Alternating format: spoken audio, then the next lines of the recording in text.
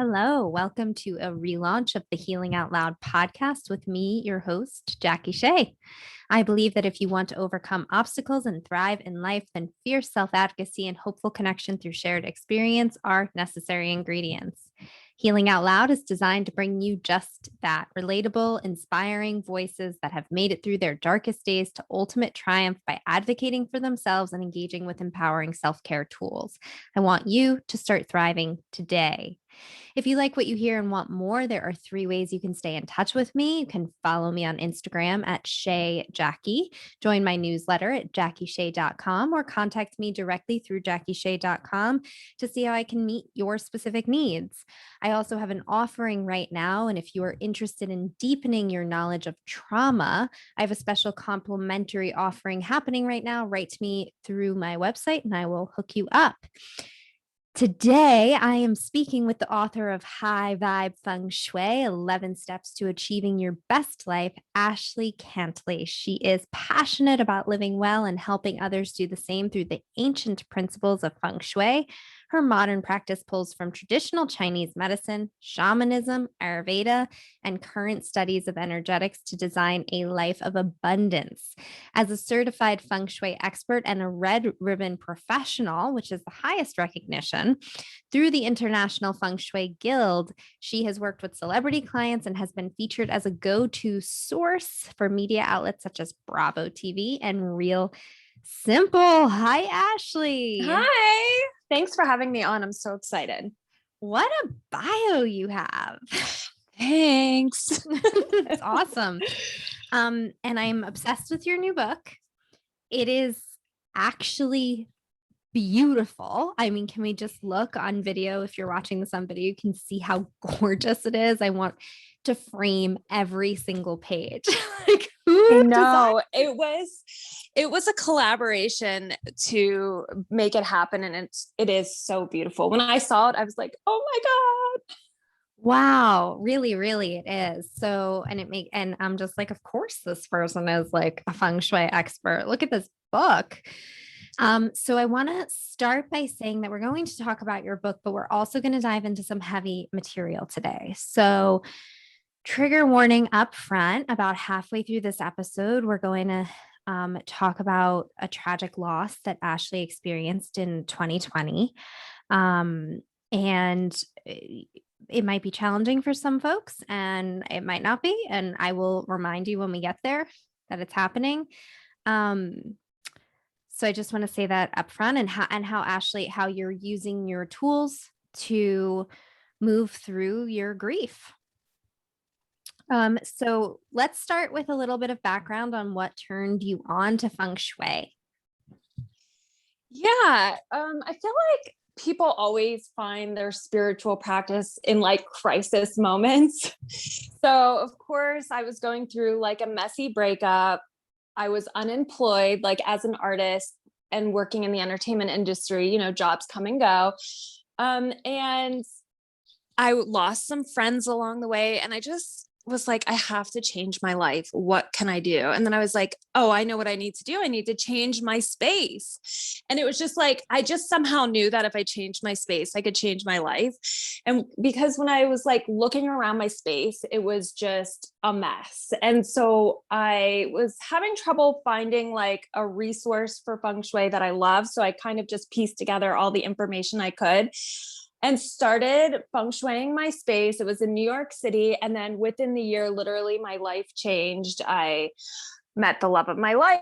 I got my dream job. I traveled the world. I mean, and then I got pregnant too. And it was the best year of my life. And since then, through all of life's like bumps and, I don't know if you swear on the show, so I won't. Yeah, we do. We do. Yeah, And you I was can. gonna say, through the shit, I turned back to feng shui like over and over again to kind of like find happiness, achieve my goals, to balance my life, to feel good. Yeah. Yeah, that's amazing. So you really came by feng shui intuitively. It sounds like you had a thought that was like, if I change my space, I could change my life. You know what's weird is I feel like everyone's kind of aware of feng shui. So I don't even know why it came to me like I need to feng shui. But yeah, I just knew like I needed to change the energy in my life. And somehow I remembered feng shui. Right. So the energy in your life. So I want to talk Yeah. about that. What is modern feng shui?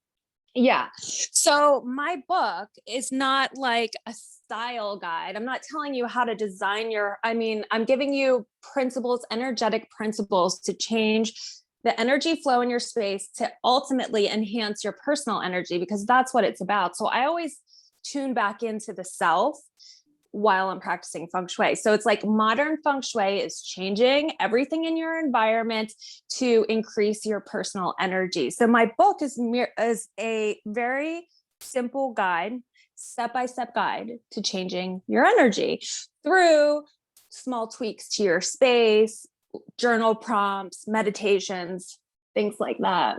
Yeah, I love that. You actually say that the main goal of feng shui is to enhance your personal energy. Yeah. And so, you can Google or you can follow a different feng shui expert, and it's an art as much of it as is a science. So someone else, might have a totally different take. I tend to always, some people will focus just on the home and design things, but I cannot forget the fact that it's all about our intuition and how we feel and how our energy, it's all about, I approach it from the angle of like, it's all about us and how we feel in our intuition. And then I work around that. I don't know if that makes sense. Well, tell me about your intuition. So you actually say in the book, you talk about intuition, you talk about listening to your inner voice.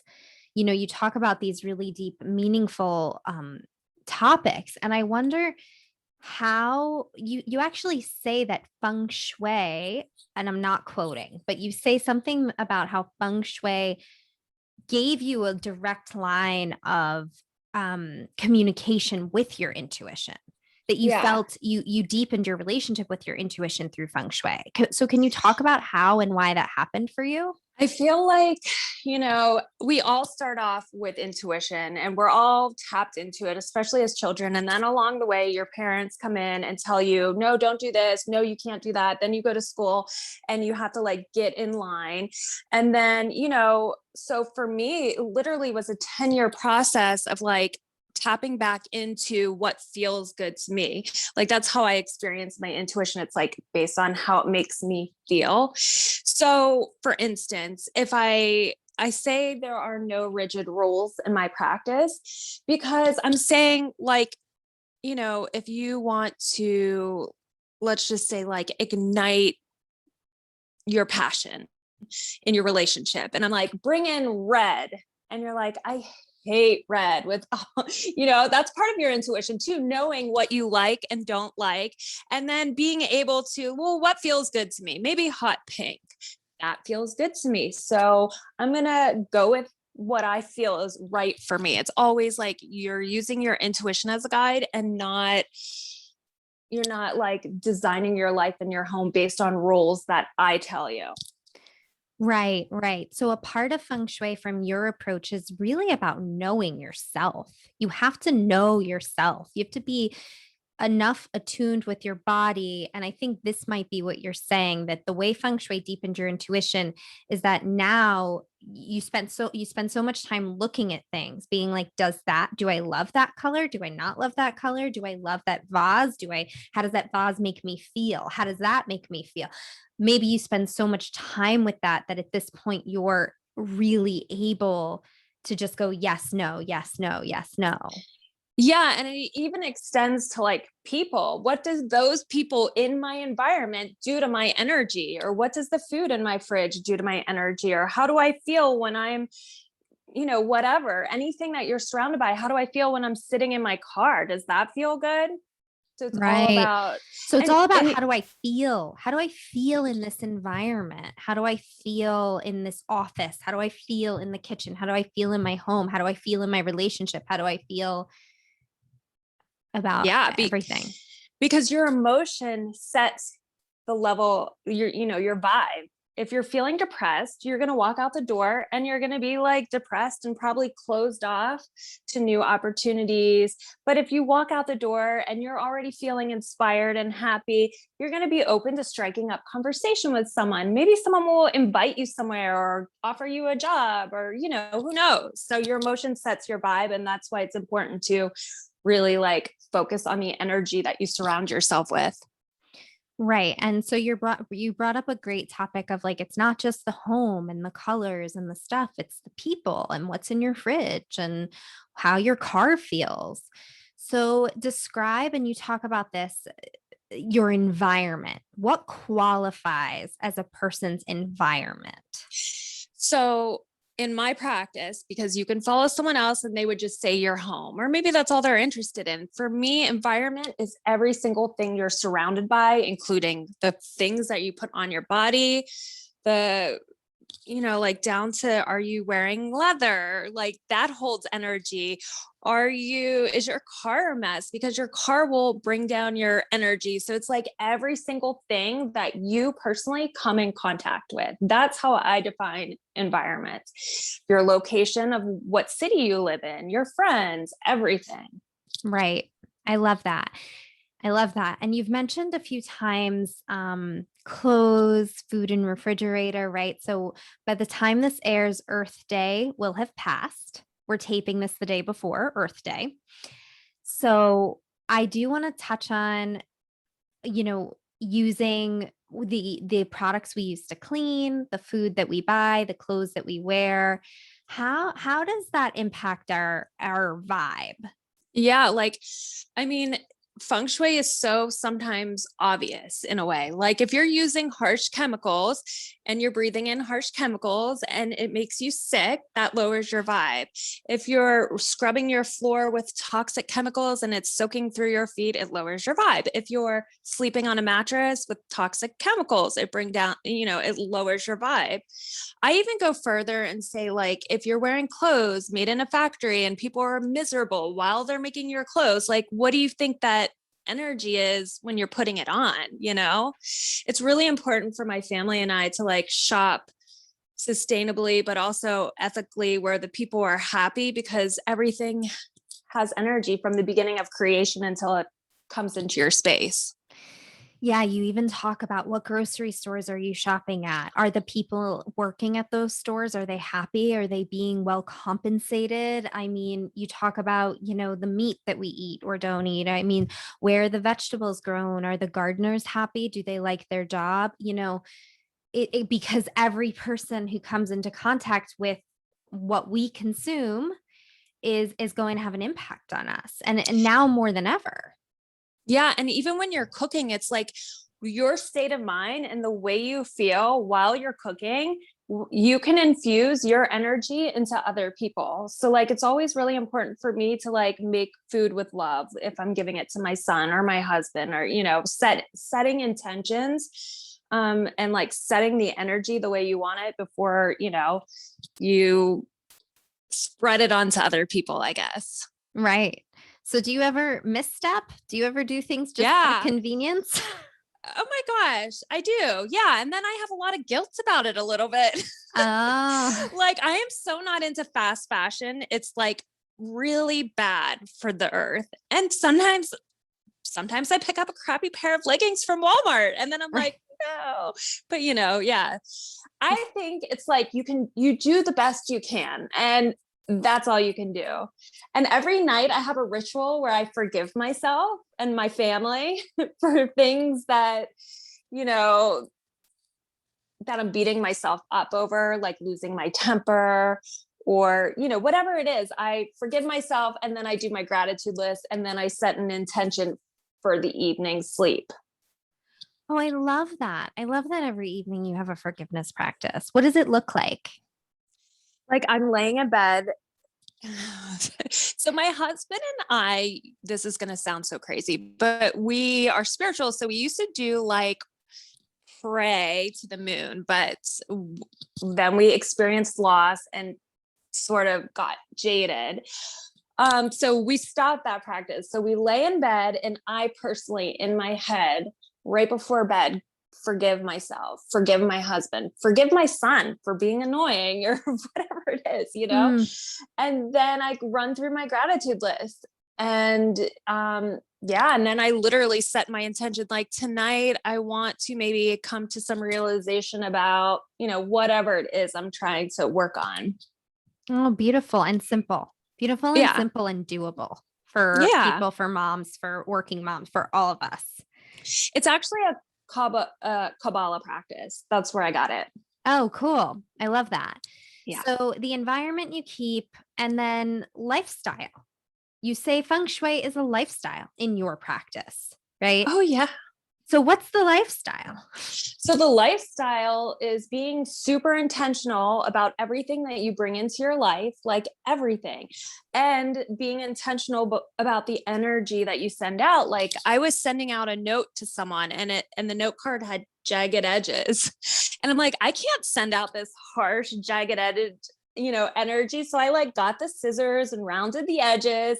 It's like literally everything I do, everything I surround myself with, I'm super intentional about it. And I try to be really conscious and stay in the moment and only bring things into my life that elevate my personal vibe.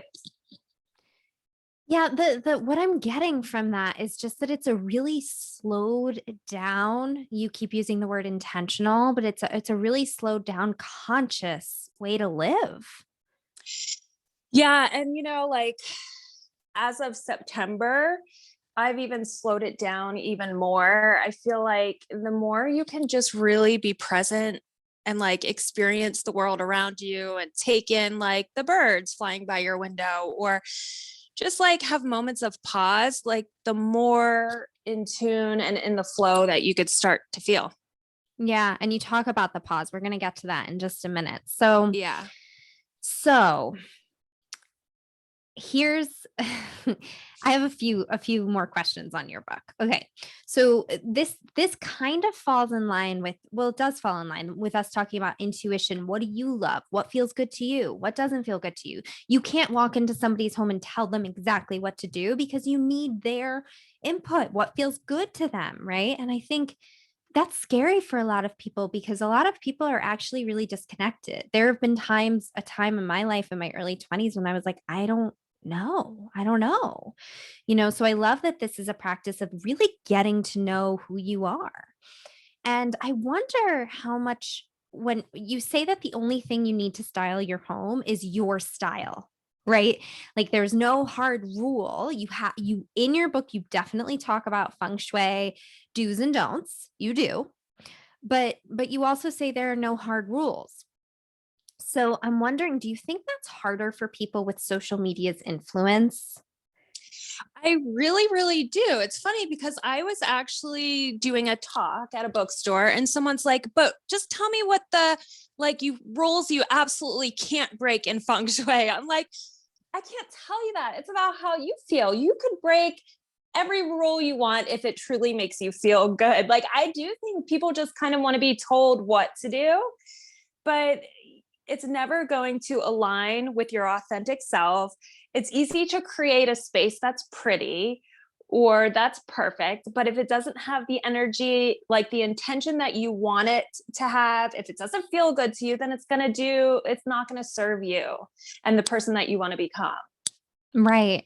And I think we're inundated on social media with images of like, what's right and what's wrong when it comes to styling your home. Like I'm in the wellness world. So the people I follow have very specific taste.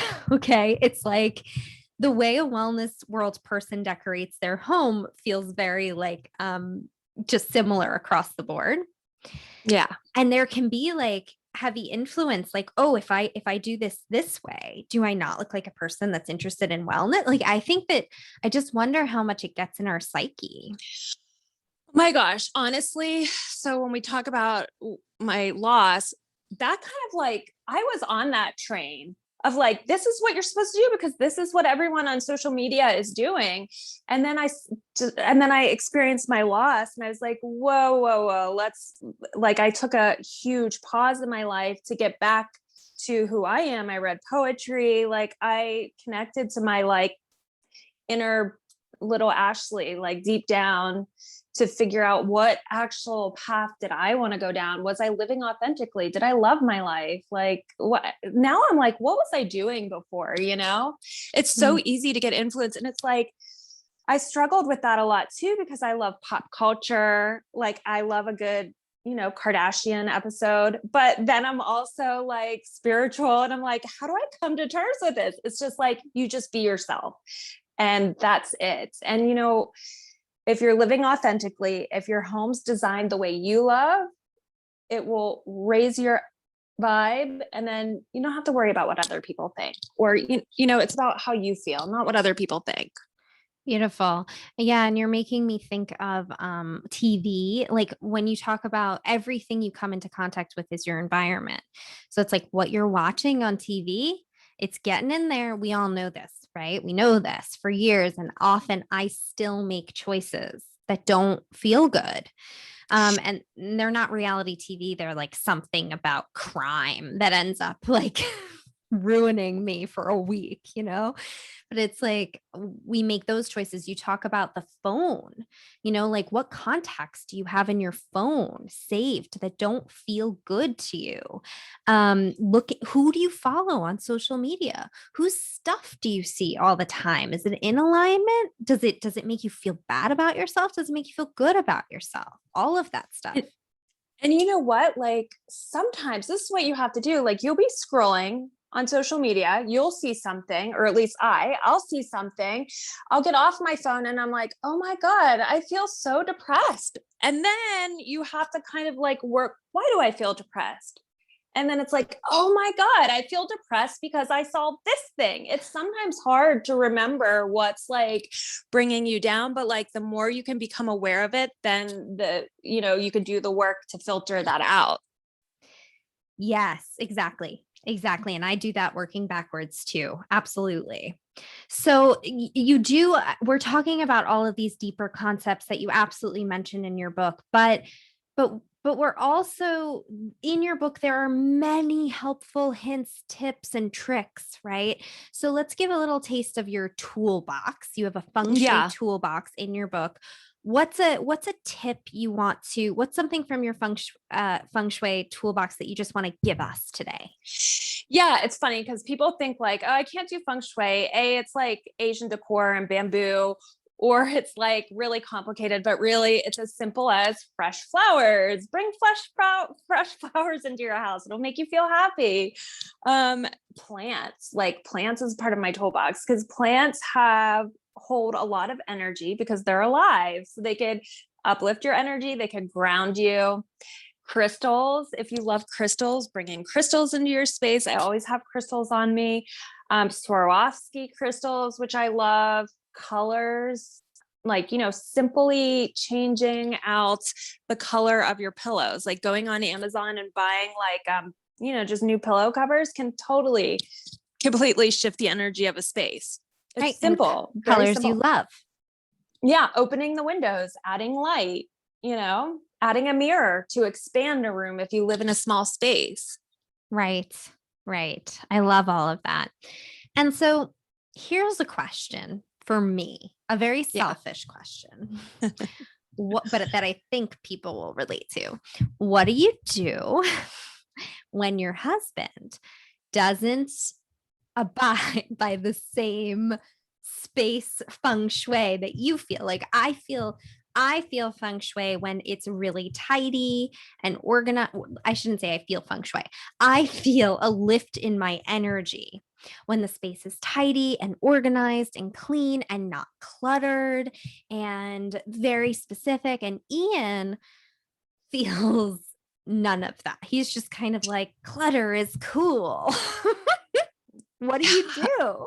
Okay. Well, what I would do. Okay.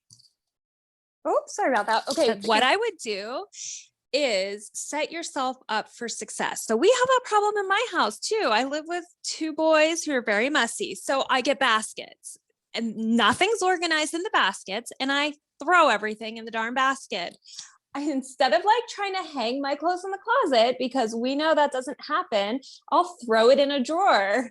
Like, you know, you have to do like, help yourself, like help him, give him the tools. Sometimes like I place plants or crystals on the countertop where clutter seems to accumulate, because then it like kind of stops you for a second, or fresh flowers by the door.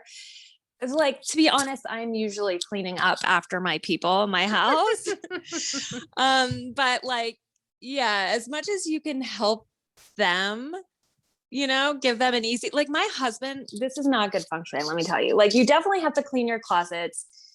You can't just throw stuff in a closet and be like, done, because your subconscious is like, oh my God, that closet, you know, every time you walk by it. But my husband has this like secret hideaway thing, and I don't even look in there, but anytime he cleans, he'll throw it in there. And I'm like, okay, it looks clean. And then one day I'll discover it's all.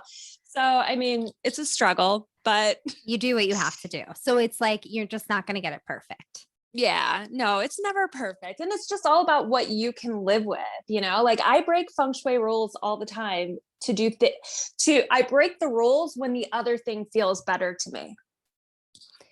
You break the rules when the other thing feels better to me.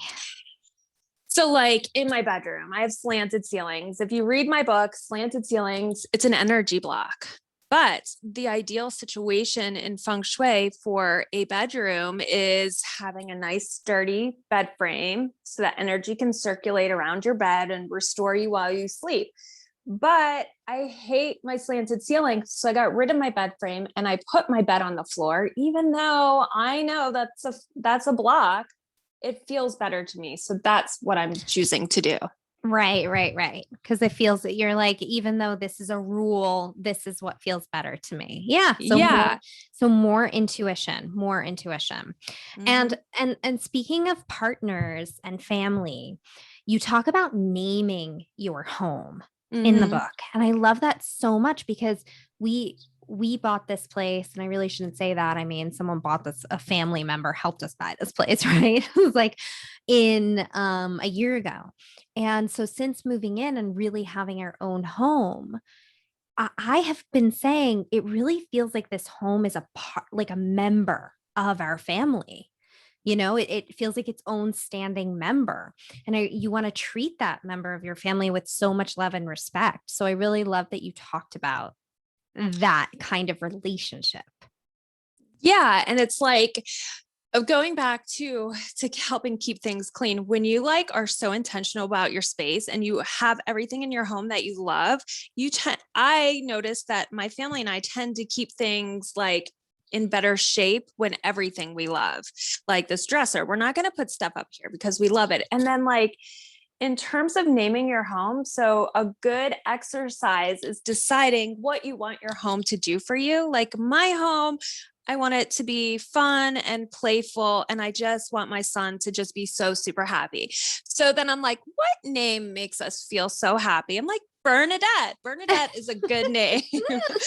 So that's kind of how you can figure out a name for your home. And it's like, you know, when you think beyond your home, like where you live, that is like a character in your life. Like when I think about New York City, it's like I talk about New York City. I lived there for 15 years.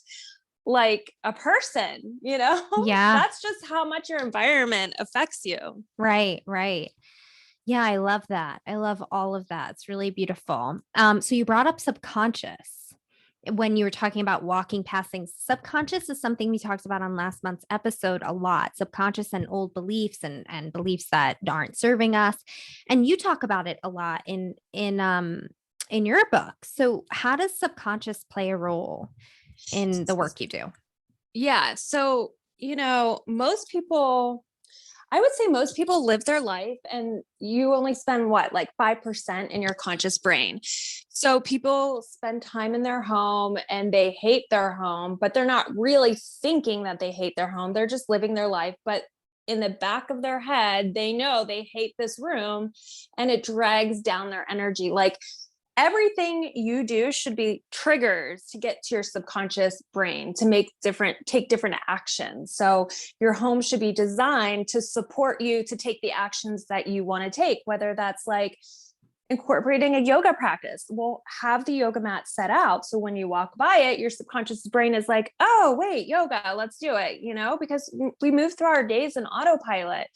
Or, you set up a space that's inspiring to you so that your subconscious is triggered to like create a writing or whatever it is that you're working on. It's like all about getting in triggering your subconscious brain to take different actions.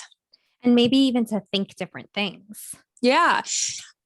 This is just such like a side note, but I worked at Martha Stewart for many years, and she always said, like, in terms of aging better, you're supposed to like change up the way you do things because it keeps your mind active, like go a different way to work or just change up your routine, change your space up. It's like stimulating your brain in a different way. That's really interesting. Yeah. Cause once we're doing habit, right? Once we're in our habits, we don't even have to think about it anymore. So Sometimes when we break I'm driving and I'm like, oh my God, like, did I run a stoplight? I don't remember because my subconscious was doing it. Like, right.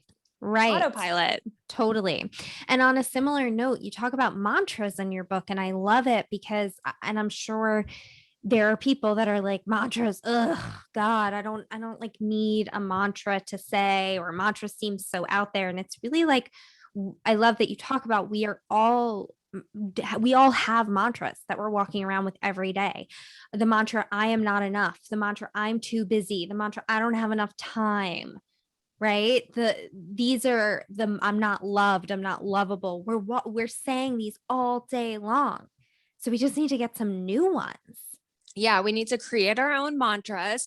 And like, if you're someone who is shy sometimes about saying mantras, you could find really cool mantras on YouTube. Like, I literally play mantras for my plants to help them feel like soak in some good energy. I talk to my plants. Oh, You're so pretty. Keep growing. And like, even when my dog was sick, so they say like when you speak the mantras, when you play mantras, like it could soak into your walls. The energy, your space is holding the energy. So if you're like shy about saying it, or just play it on your phone, like find a good mantra on YouTube. Sanskrit mantras are like super high vibration. I used to play them for my dog when my dog was really sick to help raise his energy. Yeah. Yeah. And I think that's what's so special about this book is that, and the way you work with feng shui is that it's not a situation where it's like feng shui will fix you. Yes, move that plant and you're good. Or yes, clear your doorway and you're good. It's like, no, you have to do the work on your whole life, your inner world, your outer world. It is not a one plant fix all, one color fix all situation. But that's what a No. lot of people want, a quick fix. And that's why people are like, what do I need to do for feng shui? Right? But it's like you're saying, but the truth is that across the board, usually it's not a quick fix, it's effort. Yeah. And you know what? Like, I try to be really honest. I've gotten more real, I would say, since experiencing my loss, in that I can't pretend that my life is perfect. It's not. Like, I suffered a major loss and I was really depressed and I had panic and I had anxiety. And I was like, I have to share this with people. Like, feng shui doesn't make your life perfect. It just helps you become the person you want to be, even if that's like getting through the damn day. You know what I mean? Or like whatever it is that you need for that any given day. Right. I think that's really special and generous of you, Ashley, to say to the world, like, feng shui didn't make my life perfect, and it working these principles, having mantras, having mudras, having nighttime practices, praying to the moon, like meditating, yoga, I do all these things, and you know what, like they don't stop life from happening. Yeah. They make me strong when the obstacles come. Yeah, uh, exactly. Right. So, right before we jump into your story of 2020, I want to talk about one of my favorite parts of the book. You talk a lot about faith and trust and waiting and the sacred pause, which is essentially that you're going to do all these things. You're going to have the mantra, you're going to set the intentions, you're going to have the feng shui energy map, you're going to change the color, you're going to do this, you're going to know what you're going for. And you know what? It might take months, a year to get here. And something you talk about is like being really enjoying the wait, sitting in that wait and knowing that life is for you and coming to you. Yeah. And then not only that, but like seeing the signs that it is coming to you, because even if it's a small little thing, like let's say, you know, I know a lot of people like, well, if you get a $20 check, or you don't have to pay that $100 fine, like celebrate every little thing, because if you're not celebrating everything, you could just be, you could be missing it, you know, like that's part of the journey. It's like, you could miss an opportunity if you're not paying attention.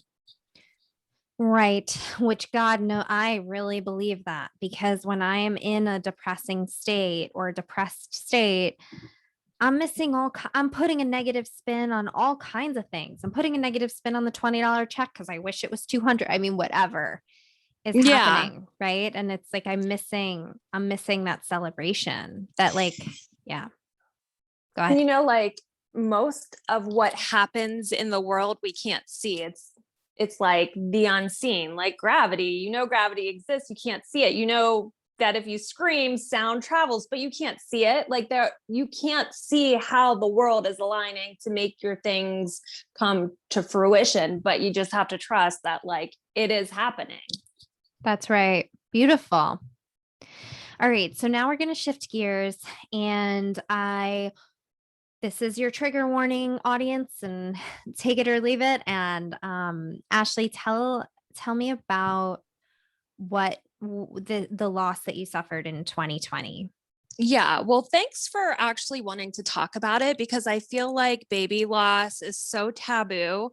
People don't want to talk about it. And you know what? I was on the other side. I had a friend who lost her baby, and I was like, I don't want to see that. If I see that, then the energy will come into my life, you know? So I think and by talking about it, so many other people come forward. Like, that was my experience too. I lost my baby. So what happened was, I had been trying for a couple years to get pregnant, very casually, but definitely trying. And I turned 40. And so I got pregnant, and I was like, yay, this worked out perfect. Finally got pregnant. 40, this is going to be good. My son was 3 at the time, and everything was great. Everything was great. We found out we were having a girl while we were at the beach in Florida, and it was like one of the happiest days of our life. My husband really wanted a girl. My son wanted a daughter. We named her Ocean pretty quickly because my son's name was Snow. And we were like, so I had seen a spiritual advisor.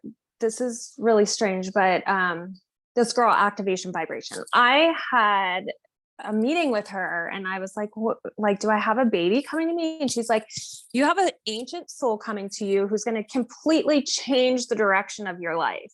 So I was like, this baby is an ancient soul. What name can we give her that would hold the weight of, you know, that? So we named her Ocean, and we had referred to her as Ocean. We saw her like at the anatomy scan, and she was perfect. Like, it was perfect. Okay. Talk about trusting your intuition. So I stopped feeling some movement, but it was my second baby. And I'm like, I'm not going to be that paranoid person, you know? So I messaged my doctor, the nurse is like, it's fine. I'm sure it's fine. Don't worry about it. Well, you know, I messaged my doula because this time I wanted to have a beautiful birth. So I got myself a doula. My doula is like, you know, I'm sure it's fine. If I have time, I'll come over with the Doppler. And she never messaged me back, and she never came over. And I had a regular appointment. How many months pregnant? 7. You were 7 I was months 7. pregnant. And then I had a regular appointment coming up, and I was like, it's fine. You know, I'll just go to the appointment. Well, you know, I swear to God, I knew. I swear to you, I knew. And I just didn't follow up with anyone because I wanted to, you know, not hear what this situation was. So when I went, the nurse couldn't find the heartbeat. And by this point, your belly's big, your baby's right there. you should not have trouble finding a heartbeat. And then I went back for, to look at and the thing they use for the anatomy scan, like just to really see what's going on. And the baby, like, I'll never forget, was dead, like curled up, died. She died. So then it never occurred to me, like, holy shit, you mean I have to give birth? Like, I had to give birth. And at the time I was like your baby dies, that's one thing. And then to think you have to go through the trauma, like birth is hard. It's so hard, but usually there's a payoff. So it makes it all worth it. But now I don't even have a payoff. So I don't know how detailed you want me to be, but I will, let me just tell you, because maybe it'll help another person who's listening. I went to the hospital. I live down south now. I begged, please give me a D&E. Please just make this. I just want to get home to my baby. Make this stop. A D&E is like, for anyone who doesn't know, if you have an abortion, it's how you get the baby out. But because I'm in the South, they don't have that option down here. They don't have the equipment at the hospital. So I labored and I gave birth. And honestly, it was like a very beautiful natural birth. My doula came and it was horrific, but it was also like, like the least I can do is like, I was like, I can do this. And I was very proud of myself. No one else. Like, it's trauma after trauma after trauma. So I just delivered this baby vaginally without medication. And nobody said like, good job, because the baby's dead, So like, so let me see, where am I going? I'm happy in the end that I gave birth to this baby, because I probably will never have another vaginal birth. So in that sense, like, so I found a lot, like, this is me, Ashley, in the present, looking back, like, I have gratitude that I had that experience and it was with her, and then I'm happy that I got to hold her and connect with her. And, I wish I had taken a picture of holding her hand, but I was scared. Like, the whole thing was scary, but I'm happy in the end, the way that played out. I want to say, like, for any women listening who's gone through this or something similar, like, my hospital and OBGYN, they gave me a medication for Zoloft and they were like, bye, here you go. I'm like, okay. It wasn't until a friend reached out, because her friend had given her a support group information. So I, like, 2 months after I had the baby, started going to a support group. So I just want people to know, like, Rachel's Gift is a really good support group. If any woman's going through with this, it's Zoom meetings. You don't have to talk, you don't have to participate, but it helps to be amongst other women who have gone through it. And some men are on it too. And it's like, people, there's nothing like being in a community or in a room full of women who know exactly how you feel. Like, when you feel depressed or hate because your friend had a baby and you're like hate, and it's not logical, but all the feelings that come up.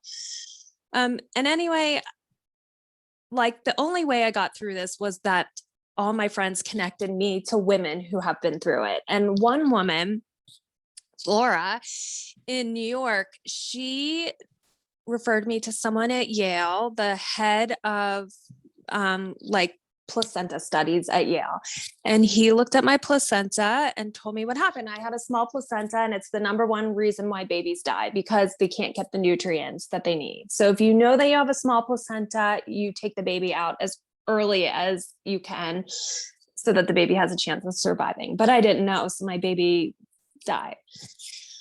And like, knowledge is power, because everyone told me, oh, it was COVID. That's what the hospital tried to tell me. Like, my doctor, OBGYN, everyone blamed it on COVID. And that's why I had my placenta analyzed. So I also realized I had placenta accretia. I don't know if you know what that is. It's like when your placenta is retained and when they rip it out, the muscles in your body, like, you bleed excessively. So I had blood transfusions and, like, I almost died. My blood pressure dropped, whatever.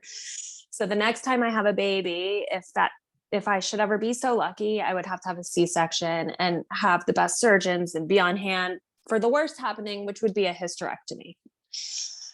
But through all of it, like, the thing that helped me with is connection with other people, trying to find podcasts where people were talking about it. It's such a taboo subject. There was one podcast that I found, to be honest, and it was trying to like, I don't even want to say the name of the podcast, but it to me was like bullshit, because I'm like, it was just trying to make put a good spin on it. I'm probably at the point now where I can handle that, because I can appreciate things about, Right. that happen. But one of the things, so when I got home, I was just laying in my house for a month straight. Like, I mean, really, I was in my house for longer than that, but like, I could not get off the couch for a month.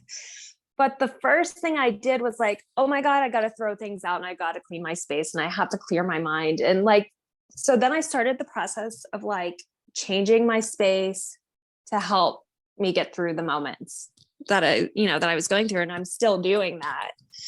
Right. But yeah. Thank you so much for sharing all of that with me and with us. I have so much respect for you and Thomas and Snow, your family, for other women and men and couples that are going through this. I just have tremendous heart, love, respect, admiration for the process. I think it is a grief like no other, and I certainly can't relate, and I don't know what it's like. But the compassion and the empathy I feel is real, and you are the one of 3 women I know back to back who this happened to this year, in 2020 at 7 months pregnant, all 3 of you. So I am really, when the 3rd woman that I know came forward with this, I thought like, I'm like, I needed to know more about how it feels, how I can support, how I can be there for women going through this. So thank you for all of that. Were there any unexpected? I mean, it's all unexpected. Okay. Yeah. So, but were there any really surprising thoughts and feelings that came to you in this process? Well, the stupid thing is, right after this happened, I was like, what am I going to do with my life? I need to figure out what I'm going to do with my life. And it's like, you crazy pants, do nothing. You need to do nothing right now. So I took from September until January, and I was off social media, and I like did nothing. I read poetry, and I felt like, I kind of felt like I did back in college, when you're like, wow, the whole world is open to me. I don't know why, but it just was like connecting back to what I loved, I guess, and having this time to do it. Beautiful. That was surprising. Yeah, that was the most surprising thing for me. Right. And you had that spiritual advisor who told you that she is going to change the course of your life. Yes. Can I tell you, when I heard that, I was like, what if it's something horrible? Why would I think that, But I felt that. And after I reached out to her, and I was like, you told me I was going to have a baby. Like, everything worked out. You told me it was feminine energy, whatever. It all worked out. Why did my baby die? Like, why? And she responded with a voice message, and she was like, I cannot tell you things like that. It was all meant to be. She didn't see that, because if she saw that, like, it could change. I don't want to say it's for a reason, because that's something that really triggers women who have had loss. But for me, I need to find the why in the situation to help me feel okay, basically.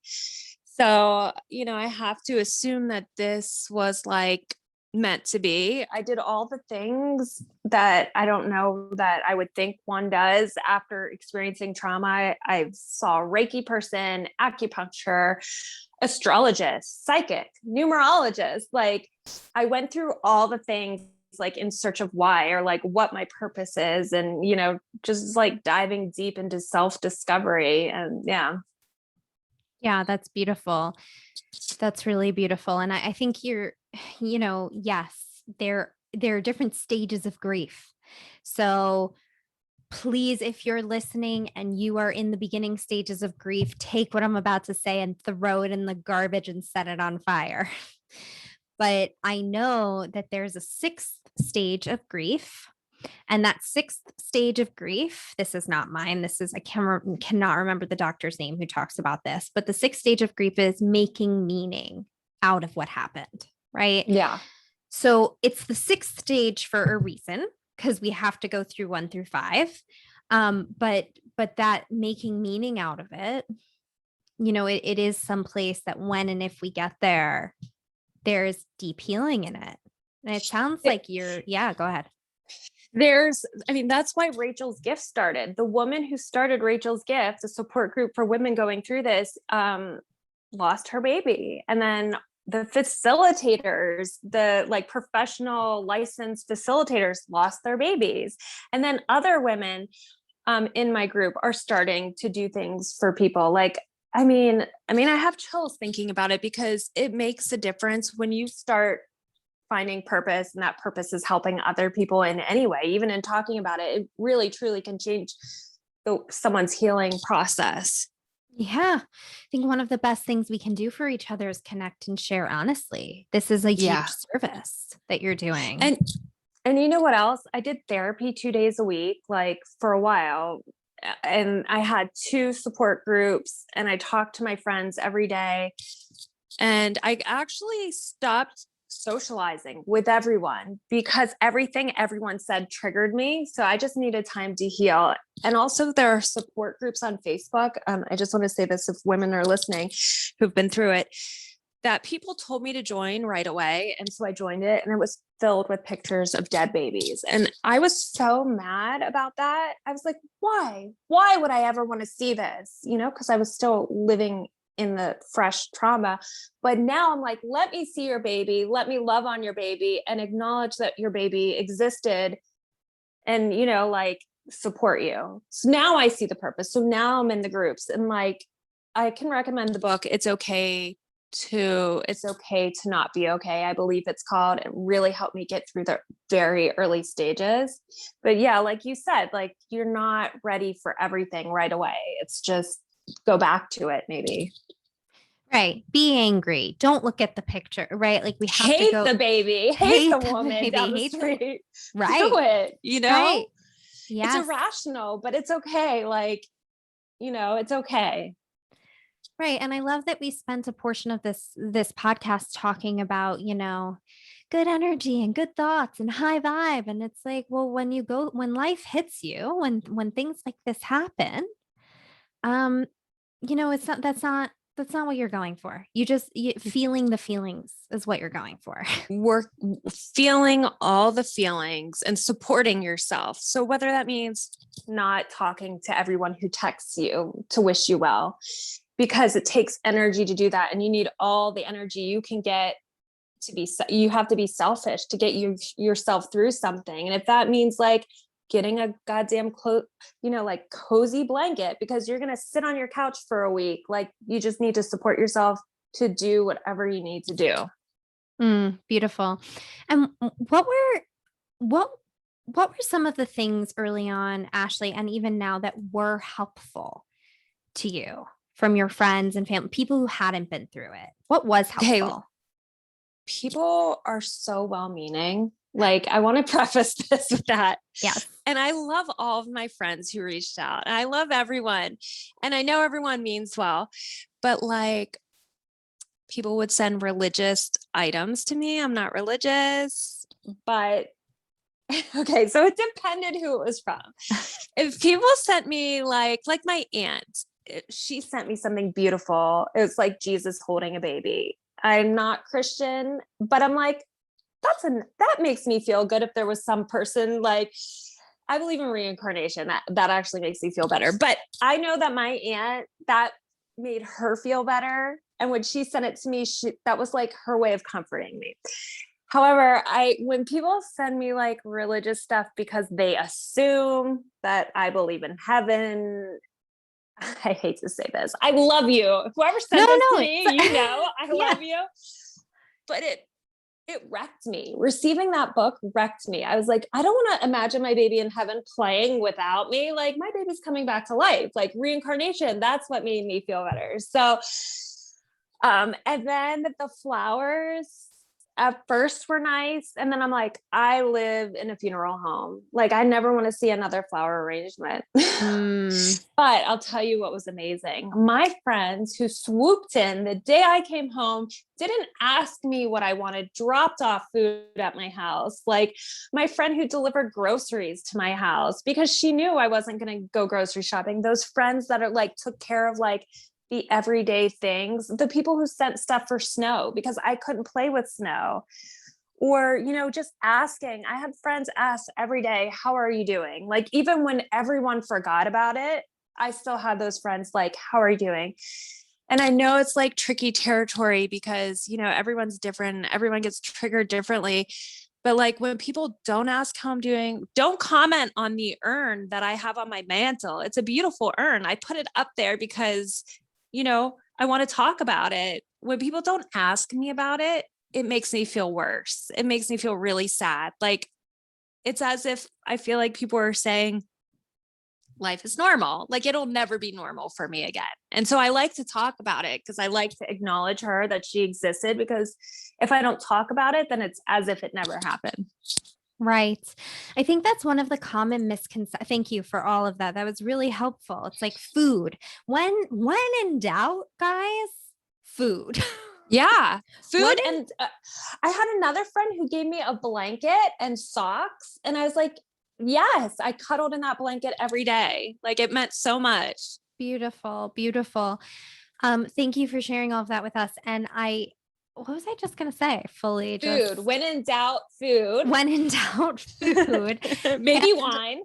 And you bring up a really good point that I've heard. I think it's a common misconception that, you know, we're so afraid of upsetting a person. We're so afraid of saying the wrong thing that we often say nothing at all. And I get it. Yeah. And I get it too. I do it sometimes. But what's interesting is that I've learned from people who have had really big loss that what they desperately want is to talk, for people to ask questions. Yeah. And not only that, I have like tried to initiate conversations with some friends because I'm desperate to talk about it. And then they don't continue the conversation or ask questions or engage me and I understand, because like you said, I do it too. Like, my friend died during my experience and I was like, what do I say to her? Like, it's hard being on that other side. It is. I understand, but it is. And you know what? I really tried. My cousin lost her son. He was 23, she lost her baby, you know?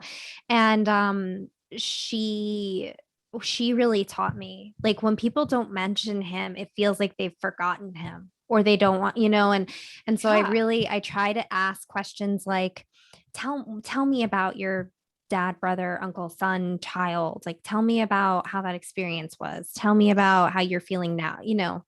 Yeah. And you know what?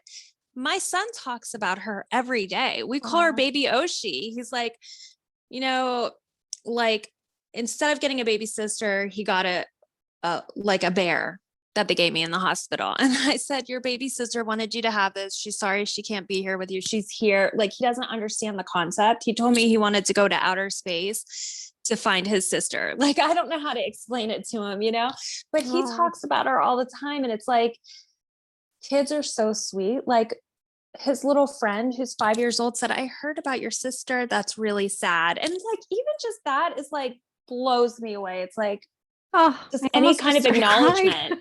Yeah. Any kind of acknowledgement is just like, for all of us, is like everything. Right. Right.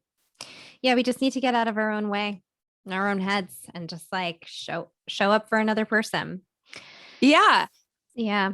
So is there any last thing you'd want to say about that to the women going through it, to, you know? I just say, like, even if you're not someone who's like the person to seek out therapy, or the person to talk, like to expose whatever it is you're going through, just by simply finding a support group and being in the presence of other women. It will make you feel so much better, because you're not alone, and we're all in it together. Unfortunately, we are, but it's like, yeah, you're not alone. I love you. There's a whole other group of women who love you and will support you, and just come into the presence of other women.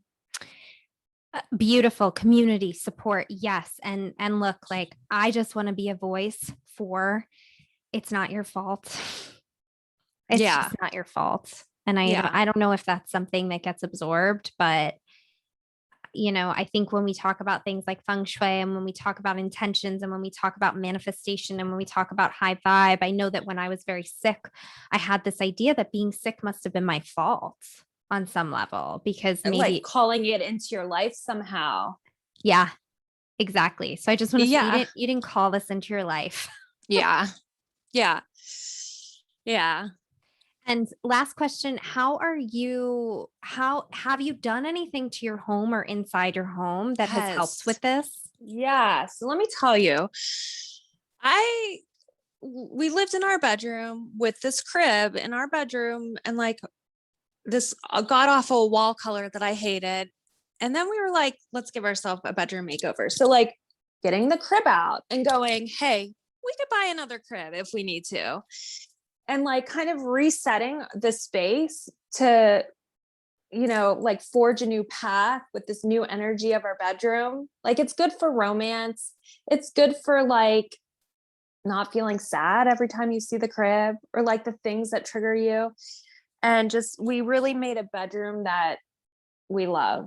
And yeah, I'd say like changing out the getting rid of that sad energy. I mean, you're always going to be sad, but like some triggers that you don't need, Yeah, beautiful. Beautiful.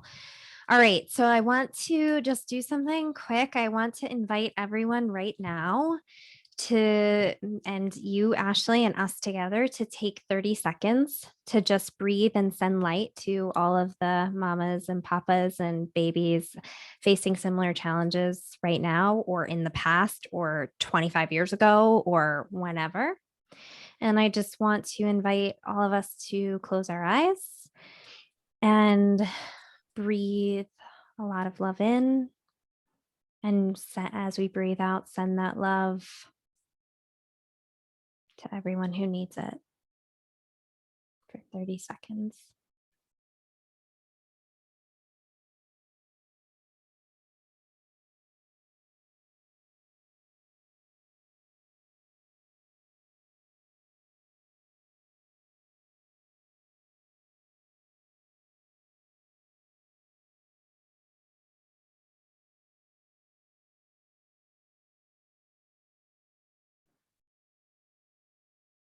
Thank you.